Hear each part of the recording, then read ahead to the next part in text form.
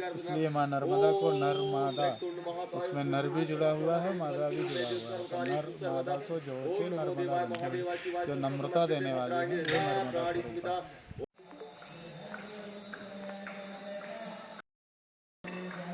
अमरकंटक आते ही हमारा पहला डेस्टिनेशन था माई की बगिया, जो कि हम लोग पहुंच चुके हैं। और यहाँ आते ही फ्रंट पे हनुमान जी का मंदिर है। इसके बाद हम एंटर करते हैं माई की बगिया के दर्शन करने के लिए।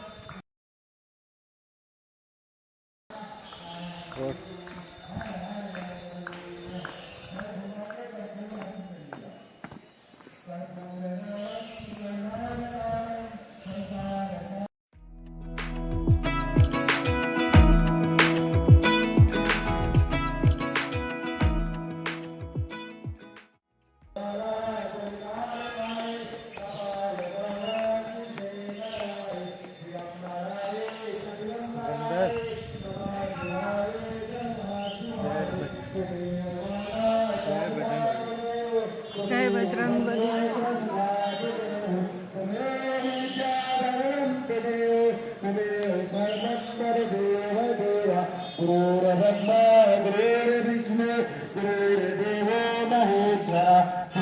साक्षात पार ब्रह्म तस्मै श्री गुरुवे नमः। बोल नर्मदा मैया की जय, सच्चे दरबार की जय। नर्मदे। सभी लोग आंख बंद करके विनती जोड़ के 2 मिनट मैया जी को ध्यान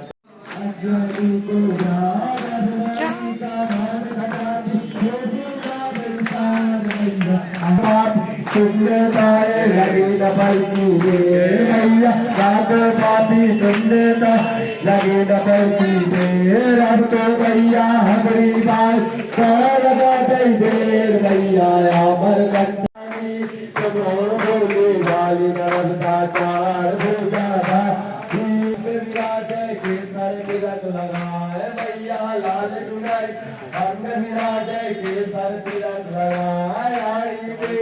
जय तुम्हारी हमसे करोड़ता मैया अमर कंटक भारी, तुम भोले वाली नरदाचार भोजा तुम भोले वाली। चंदन के एक नाम बनाई छोड़ी सागर का मैया, चंदन के एक नाव बनाए छोड़े सागर का घर में। ये माई की बगिया मंदिर के पीछे बहुत बड़ा बगीचा है, इसीलिए यहाँ का नाम पड़ा है माई की बगिया। कहा जाता है कि नर्मदा माता यहाँ फूल तोड़ने आया करती थी, और यहाँ बहुत सारी जड़ी बूटियाँ मिलती हैं। इसमें बहुत सारा कुछ लगा हुआ है जिसके बारे में हमको पता नहीं। आइए पंडित जी से पूछते हैं और जानते हैं इसके बारे में और क्या क्या चीज़ें हैं।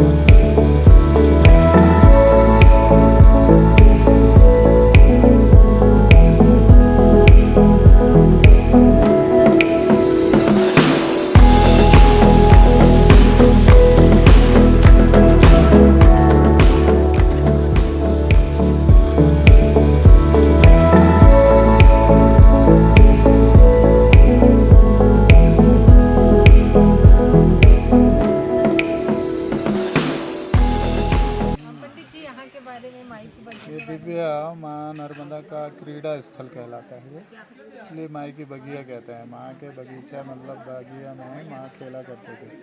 उस समय यहाँ कोई पुष्प नहीं हुआ करते थे। फिर यहाँ गुलबकावली होना शुरू हुआ, जो माँ का अर्क बनता है। ये जो सामने दिख रहे हैं ये पौधे उसी के हैं, गुलबकावली।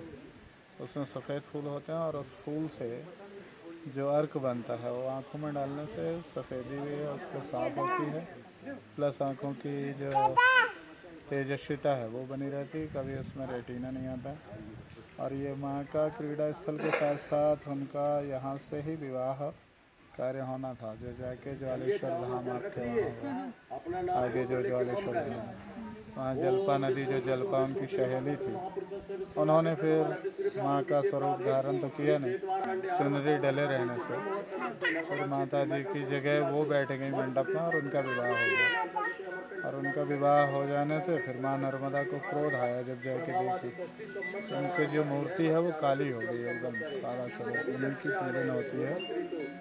तो माँ का तो यहाँ बहुत ज़्यादा महत्व है, जो भी आते हैं उनकी समस्त कामनाओं की पूर्ति इस तट में ही होती है। माँ के नर्मदा के उत्तर तट और दक्षिण तट का विशेष महत्व है। जिस समय ये मंथन हो रहा था उस समय जहर पान से उनके गले में ज़्यादा ज्वलन होने लगा, तो वो यत्र तत्र घूमते हुए जब नर्मदा तट में आए तो यहाँ उनको उस जगह में ही उनके ज्वलन की शांति हुई। अच्छा। तब उनके श्वेत बिंदु से उनके शरीर के पसीना उससे माँ नर्मदा का प्राकट हुआ है। इसलिए माँ नर्मदा को नर्मदा, उसमें नर भी जुड़ा हुआ है, मादा भी जुड़ा हुआ है, तो नर मादा को जोड़ के नर्मदा बनती है। जो नम्रता देने वाली है वो नर्मदा स्वरूप है। इसलिए माँ भगवती को नर्मदा कहते हैं, नर्मदायिनी है।